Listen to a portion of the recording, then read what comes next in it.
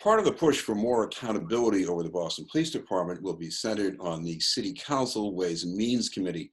It's chaired by the councilor who represents Back Bay, Beacon Hill, and parts of the Fenway and Mission Hill. And she's calling for a closer look at police spending and policy set through collective bargaining. We'd like to welcome City Councilor Kenzie. Thank you very much for being with us, Councilor. Thanks so much for having me, Chris.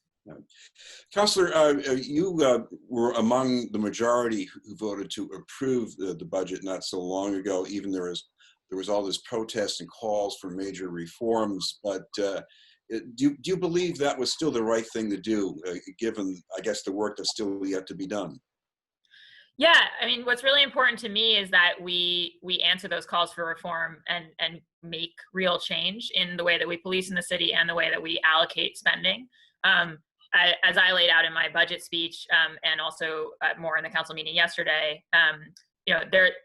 there's a longer path to that, but it's a very substantive step-by-step path that we need to be on now. So, for instance, right, with the funding, we were having a conversation about how much could we cut from the overtime budget.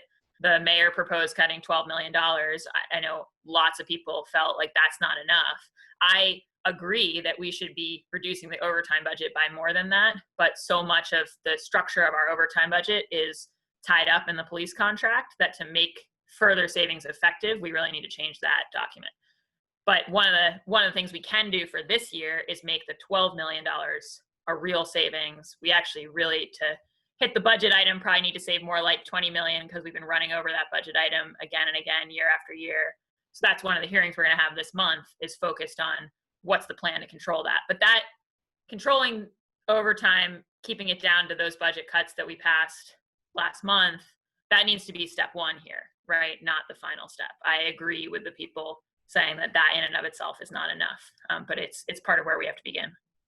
Well, one area where the police department itself has only limited control is that if there's going to be a public demonstration in Boston, there's going to be police overtime.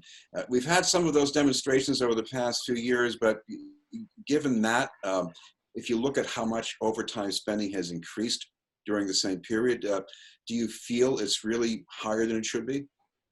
Yeah, so actually it was really eye-opening for me. One of the things we asked for, the council asked the police department for, was a breakdown of where the overtime hours are going. And I think special events tends to be where the conversation focuses, and people say, and you can't control them, right? And except that when you look at it, the percent of our overtime spending that's on special events is in the single digits. So the vast majority of our overtime spending we're using for replacement shifts, for extension of shifts. Like, it actually is, we've built a lot of overtime into the way that we police in the city, period. And so in that sense, I think special events are not, they're not driving the bus on the overages that we're seeing.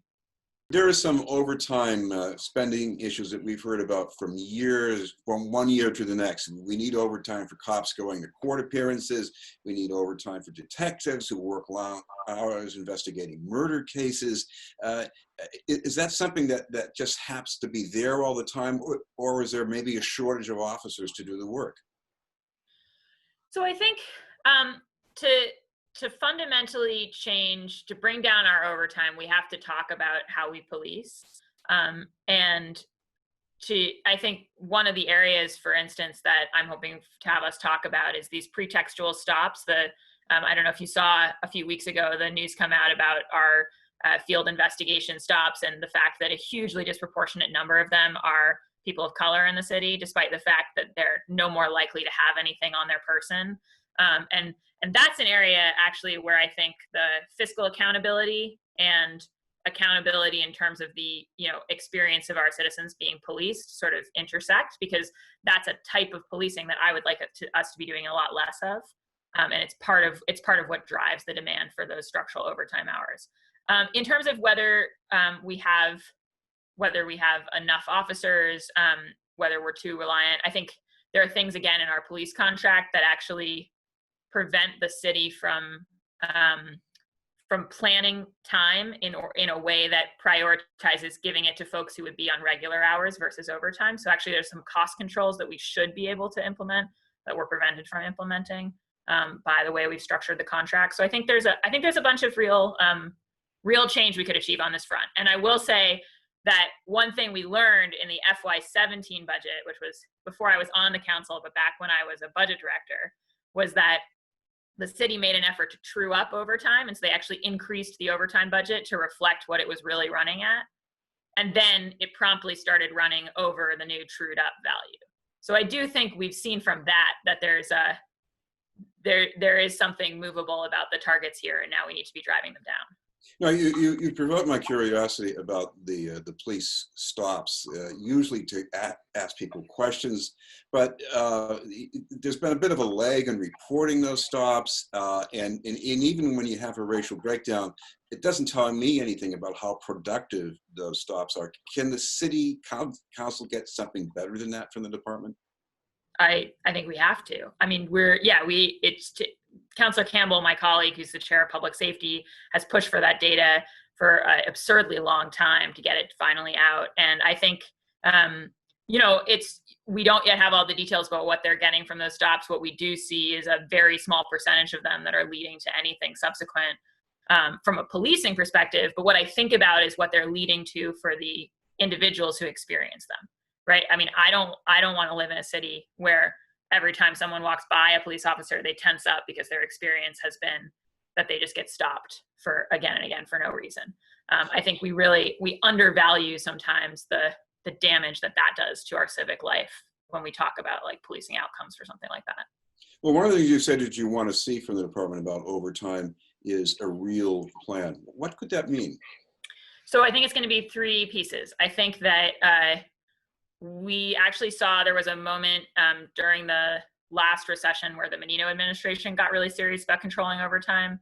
And if you put the right folks like on monitoring the payroll, if you involve the mayor's office of administration and finance in partnership with the police, there's some of this spending that you can kind of catch and figure out where you're having surprising concentrations of it, and talk to whether it's the supervising officer in that district or sort of see like what is it that's prompting an overage here. So there's a piece of it that's active management, and we have to know who are the people who are going to be tasked with actively managing it for this year to get down to that number. There's a piece of it that can probably be saved from this strange COVID situation we're in and the number of large events that are canceled. But as I said, because special events is actually not as large of a category of our overtime spending as people think, that is not in and of itself going to solve this problem.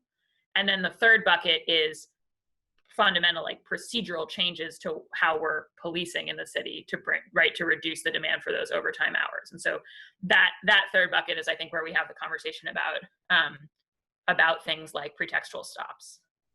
Well, another conversation you're at least exploring here is about settling policy questions through collective bargaining. That's not just done with police, it's done with teachers too. So how far can you go with that? I think that with police, to me, the police contract is in a special category for a couple of reasons. One is that its provisions govern the use of force up to and including the use of deadly force, right, on our behalf, right? And so I think it needs to clear a really high bar of scrutiny, because most employment contracts in both in the public and the private side don't have that kind of potential implication on life and death, right? And so that's one of the reasons I think we need a very particular focus from the council on the provisions of the contract. And we've seen again and again over decades now under multiple commissioners, we've seen Boston have a really hard time terminating officers, even for sort of egregious use of force cases, and that is tied up in the contract. And that's something that the way I see it is the council's not at the table. At the table, the police are well represented by their unions. The employer, the city of Boston, is represented by the administration. That's all well and good. The whole reason the council is in this process at the end, right, we have to vote to fund these agreements, is because we're sort of there representing the public interest. And to me, this issue of life and death is critical. Then there's the fiscal side. The other piece of the public interest is that we get all of these agreements and we have to think about, well, how do they all add up? And actually, my council colleagues back in 2016, before I was on the body, at the last round of police contract approvals, sent a letter signed by the whole body saying, we've now had a series of contracts where our public safety compensation structures have run way ahead of the rest of our civilian departments. And it's creating this real gap that's unsustainable, that isn't fair, and that is sort of crowding out other categories of spending in the city. And that's the type of concern that the council has to weigh. And I think actually that colleagues of mine sort of put everybody at those tables on notice that that was going to be a consideration in the next round of police contracts, and here we are, right? So a piece of it is continuing that work so that we can think about how we allocate money to other priorities for the city, and then a piece is this just critical kind of life and death accountability. And then there's the fact that the police and fire contracts also undergo a slightly different collective bargaining process based on state law than the rest of our unions. And Councilor, one other concern that's coming up, because it's very much in District 8, you've got all these college students who may or may not be coming back, who may or may not be living on campus. What are you worried about? Yeah, so we're actually having a hearing today at 1 p.m. I'm co-sponsoring it with my colleagues, Councilor Braden, who represents Austin Brighton, and then Councilor Janey, who represents Roxbury, including the whole sort of northeastern campus. And so between the three of us, we have a huge number of institutions and higher ed institutions and students. Yeah, and I mean, we're concerned on a host of fronts. And I think, the fundamental thing is that these institutions are so much a part of the fabric of our city that they have a huge impact on, like, every decision they're making on this front has an impact on our workforce, both not just the people who teach there, right, but also the folks who, our janitors are working in the dining halls. Like, there's just an enormous employment ecosystem around these schools. And then in terms of the students, right, we're concerned about how the students live safely on campus in dorms. We're concerned about how they live safely off campus. A ton of my neighborhoods have a lot of off-campus students. Mission Hill, certainly that's dominantly the case, and Fenway as well. And actually all the way on Beacon Hill, sort of the backside of Beacon Hill. And I think that what we can't have is the universities just kind of in their lanes making these plans that affect the whole public and all these different groups, and not talking publicly about how they're putting the best public health plans in place, what the trade-offs are that they're making.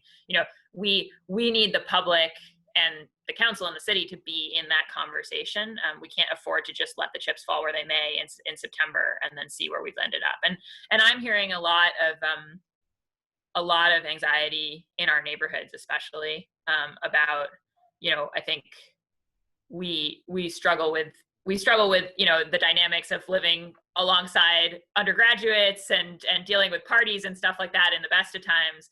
I think when you have a situation where you really need everyone to hold together to protect our most vulnerable from a public health perspective, the bar goes even higher of the ways in which we want to ask the universities to be responsible for their students. And then to their students, I think we're all really concerned about the news about the Trump administration basically trying to block international students from staying in the country if their teaching goes online. And given the fact that that's going to be the safest option for many schools, that's deeply concerning to me and my colleagues as well.